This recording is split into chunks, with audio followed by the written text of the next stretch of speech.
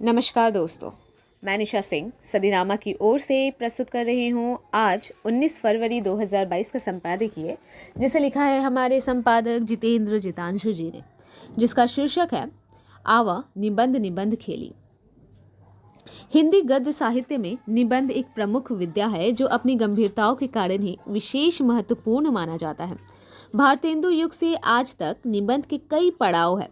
भाषा, विषय एवं प्रकार में परिवर्तन भी हुआ और विकास भी हुआ। रामचंद्र शुक्ल, बाबू श्याम सुंदर दास से लेकर डॉक्टर कृष्ण बिहारी मिश्र तक अनेक प्रकार से निबंध को परिभाषित किया गया, जिनमें साहित्यिक निबंध और ललित निबंध का विशेष चर्चा है। तो आइए शुरुआत करते हैं आज के संपादकीय की। आवा निबंध निबंध खेली। निबंध को हिंदी साहित्य की गंभीर विद्या माना जाता है। निबंध के बारे में अंग्रेजी के रचनाकार डॉक्टर सैमुअल जॉनसन ने कहा था, निबंध मस्तिष्क के संबंध विचारों का विस्फोटन है। हिंदी के संदर्भ में डॉक्टर रामचंद्र शुक्ल ने बेकन के समान निबंध को गंभीर विचार प्रकाशन ही माना है। उन्होंने निबंध को गद्य की कसौटी माना है। वस्तुतः निबंध निबंध है, इसमें भावों और विचारों की स्वच्छंदता है।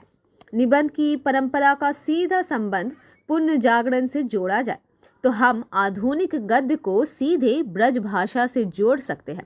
भारतेंदु ने ब्रज और खड़ी बोली दोनों में लिखा है। जब वे लिखते हैं, निज भाषा उन्नति है जब उन्नति को मूल, बिन निज भाषा ज्ञान के मिटे न हिये को सूल। इस दोहे में भी खड़ी और ब्रज दोनों का मिश्रण है। निबंध विद्या में भारतेंदु ने अग्रणी भूमिका निभाई और उन्हें आधुनिक निबंध का पहला लेखक कहा जा सकता है। निबंध नाटक और रोचकता दोनों का संबंध निबंध से जोड़ा गया। विषयों की विविधता की भरमार हो गई। निबंध की विकास यात्रा में अगला युग महावीर प्रसाद द्विवेदी युग का है। इस काल में कई शैलियों का विकास हुआ।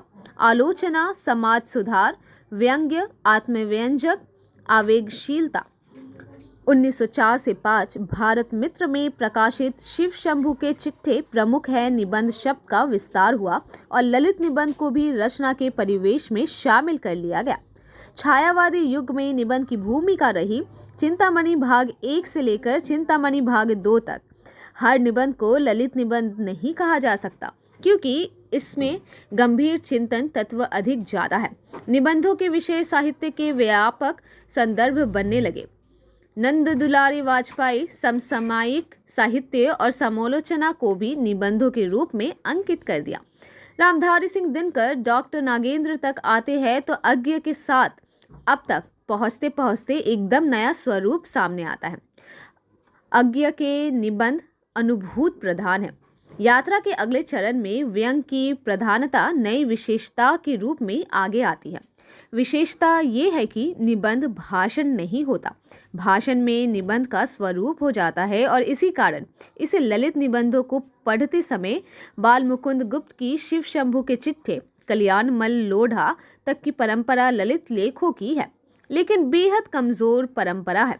कोलकाता में ललित निबंधकार के रूप में जाने वाले एकमात्र नाम कृष्ण बिहारी मिश्र जी का भी है, जिनका प्रभामंडल उनके लेखन से ज्यादा बड़ा है और वो भी अपने को ललित निबंधकार मानते हैं और उनको चाहने वाले भी यही कहते हैं।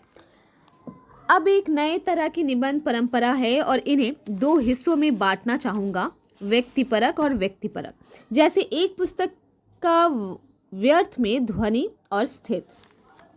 लेखक डॉक्टर सुखदेव शास्त्री। रचनाकार की विश्वसनीयता का सवाल लेखक अनिल ठाकुर। मनमोहन ठाकुर की पुस्तक आवाज में सुनाए सुने सवेरे की कुछ निबंध पुस्तकें हैं जिन पर नोटिस लिया जाना बहुत ज़रूरी है। आमीन।